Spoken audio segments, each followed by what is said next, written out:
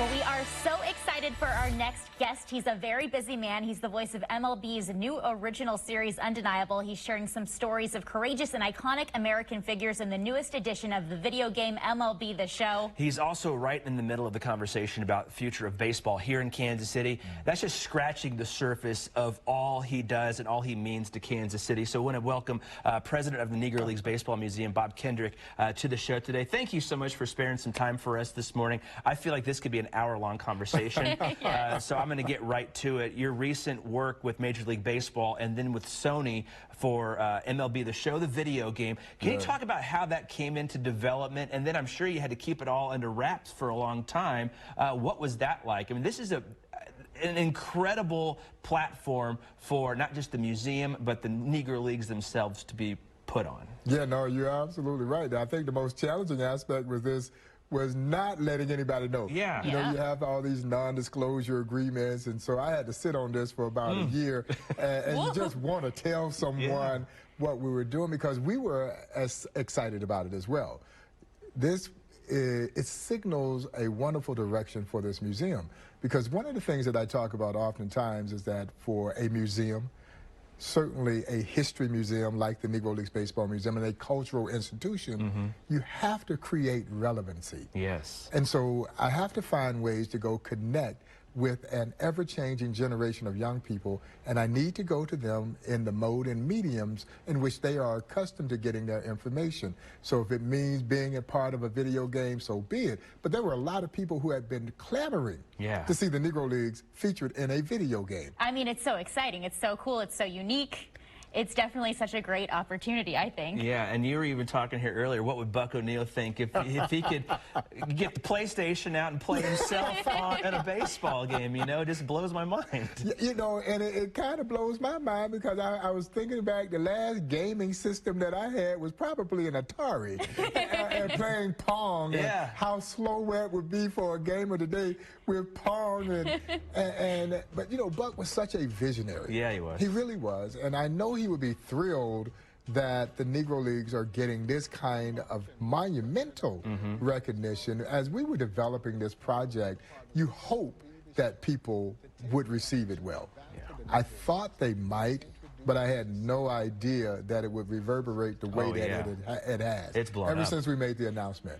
It's been amazing to see the reaction. What does it mean to you to be the voice behind these icons? Well, first and foremost, my cool level has risen considerably, even in the Kendrick household.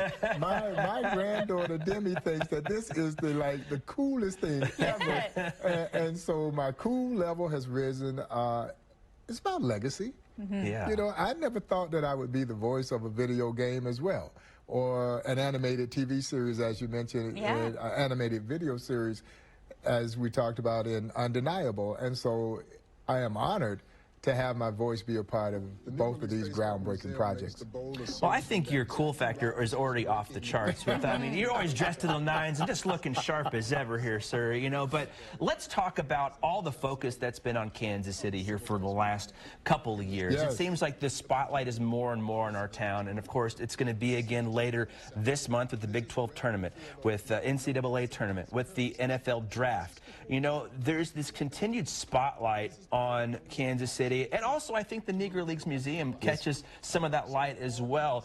What does that mean for having the additional light shown upon 18th and Vine, upon the Negro Leagues Museum? Is there any pressure to maybe capitalize on that a little bit more? We love being at the forefront of generating attention for historic 18th and Vine and for our great city.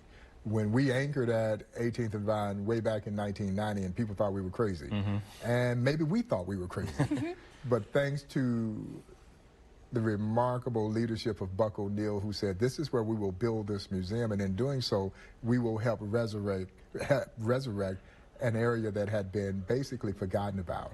And here we are now 33 years later, and that area is starting to grow in scope and magnitude, and this museum has essentially done what Negro Leagues baseball did for urban communities across this country. Wherever you had successful black baseball, you typically had thriving black economies. And so we felt like we had a historical responsibility, a civic and a social responsibility to do that. And that's why we're so proud to be at historic 18th and Vine. And we're so proud of the national and international exposure this museum is generating, and to be a part of the excitement and energy that is filling our city right now. Well, you know, it's so exciting to see, like, when the TVs take bump shots of the cities, they come down there, they get the Charlie Parker statue, or they get the facade of your building, and I mean, I'm from Kansas City, and I get filled up with pride whenever I see that kind of stuff, you know, and it's just got to mean just a lot to you as well. Oh, it does, because that is exactly what we hope would happen. Yeah. And to see the museum particularly in the spotlight, because you're right, every time we have a national event, particularly whether it's the Chiefs are playing or a national game for our Kansas City Royals, and they show the museum, and you can feel that the people in our area are filled with pride as well. Now we just need more of them to come and visit the Negro Leagues Baseball Museum. And free admission this month, so now is the perfect time. Absolutely, for the rest of the month of February, courtesy of our friends at Royals Charities and the Kansas City Royals. The museum has been available free of charge the entire month of February. And we did this last year, and we generated over 7,000 people for the entire month. We feel like we will surpass those numbers. That's great. Because as of yesterday, we were about 7,500 people. Wow. And so we want as many people as possible over these last several days of February to come down and see us, and hopefully Mother Nature will continue to cooperate so that we don't have snow days and those kinds of things that kind of limited us a little bit last year. Well, we'll get the rain out of here today, and hope everybody else can take these rest of the 8 days or whatever there is left in February, come down and visit you. And again, the price is right down there, but also you can spare a donation for them as well. I'm sure that would be much appreciated. But so thank you so much for being here. I feel like we could go on, continue this conversation about the next hour and a half, is what I was telling Grace. They're going to have to shut me up, and they're already screaming at me to be quiet in my ear. So thank you again for being here.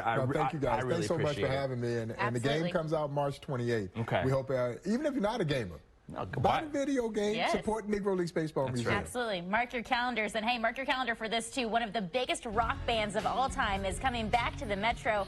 Still ahead and around KC, how you can get tickets to Paradise City. And don't worry, guys, I'm trying to get the storm system out of here. We do have some gusty winds to go through as we move through the day today. We'll talk about that, where we see a clearing trend coming up.